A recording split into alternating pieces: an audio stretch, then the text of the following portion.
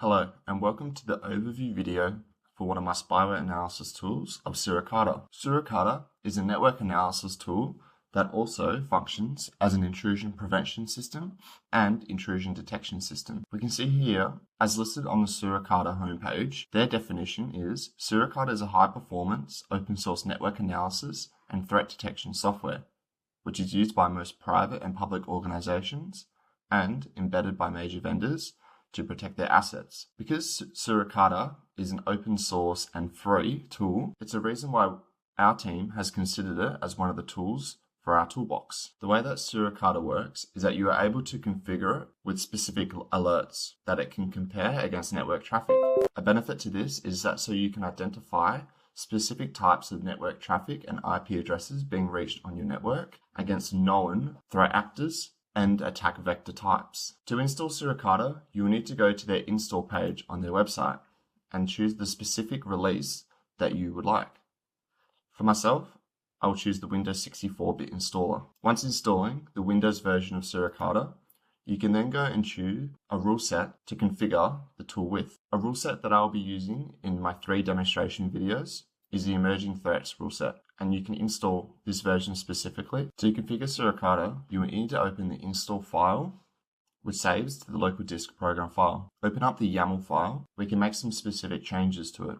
We can see here, I've set the home net or IP address to the IP address of my local machine, which will be running Suricata. You'll also want to change the default logging directory to where the Suricata file has been installed. And then you may or may not need to also create a log file, which you can see here.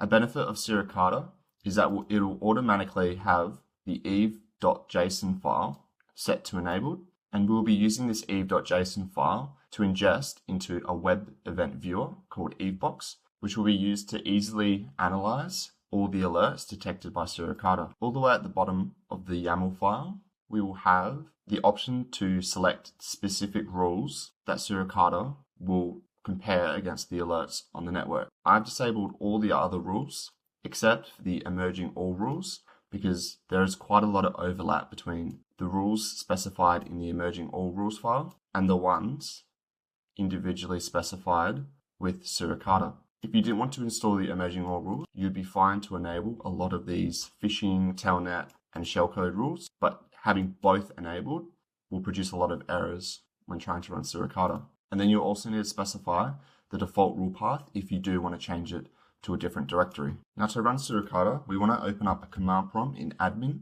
and the command that you'd want to run is that you'd first change the directory to where your Suricata file is located. As you can see again, mine is in the program files. And then the command to run Suricata, once you're running within the directory, is suricata.exe. The config file, which is the .yaml file I was looking at before, the IP address of your local machine, and then we also want to output all alerts to the log file. With the engine started, I can then show you a PowerShell script which I've written, which will wait on the log file and show us any alerts coming in real time. I'll confirm that Suricata is working by running the PowerShell script, selecting yes for all, and then we can see here based on the time that traffic is being logged by Suricata. I can then stop the engine, and to use Evebox, which is an add-on to Suricata, we want to copy the eve.json file, which has been created in the log directory, and paste it into the Evebox file, which I have on the desktop.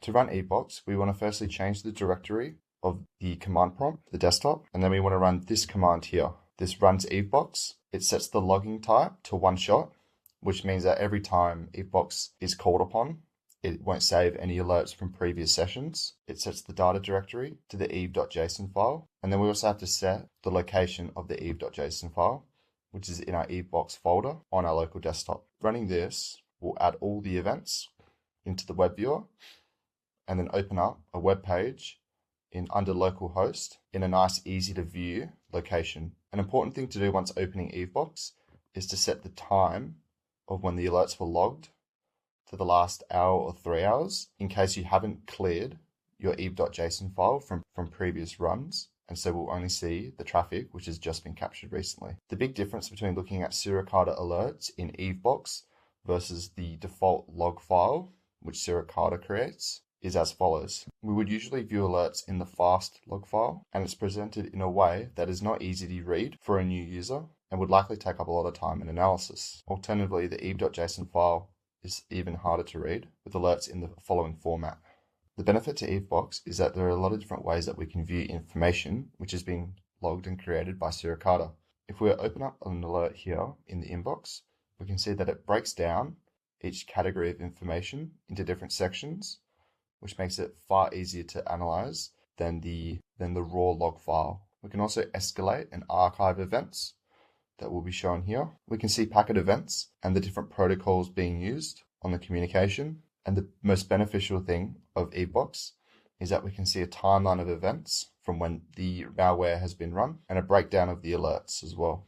It shows us the most alerting signatures, and the way that it ranks these is by occurrence, and then it also does the opposite of this with the least alerting signatures. It also breaks this down into IP addresses with the most alerting source address and destination address, and then least alerting as well. And then looking at the DHCP page, we can use this to analyze certain servers that the malware may be trying to contact, and this can help us in our discovery of command and control servers. Thank you for watching the overview video on Suricata and its add-on of Evebox.